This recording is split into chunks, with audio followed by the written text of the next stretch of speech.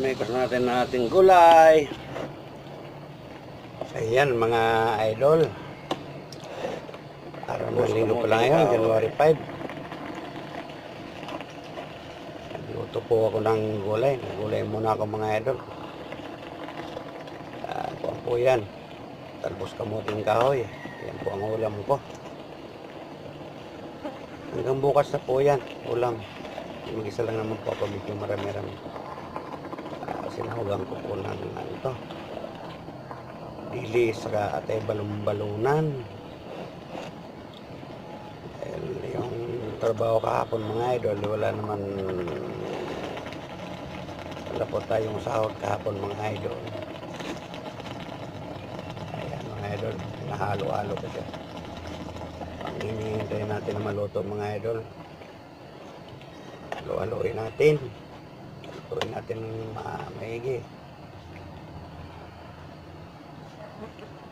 Sino ba sa inyo, mga idol, ang kumakain dito? Gulay ng talbos ng kamuting kahoy, mga idol.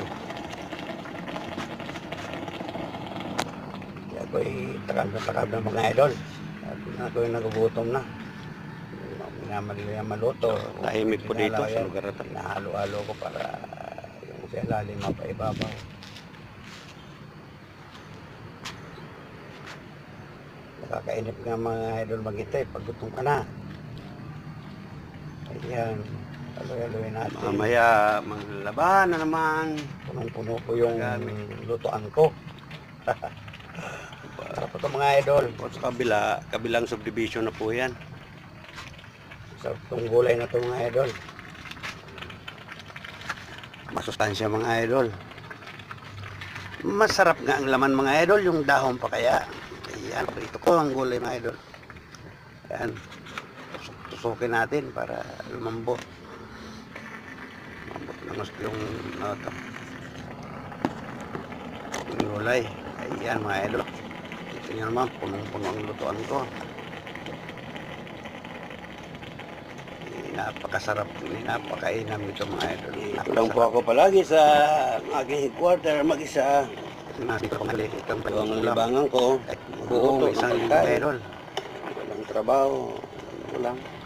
Ito mga idol, pag nababahaw na siya mga idol, lasa na yung sili. Kasi lumalabas na yung linamnam niya. Yan mga idol. May anghang din pala. Sarap, sarap nire. Ayan.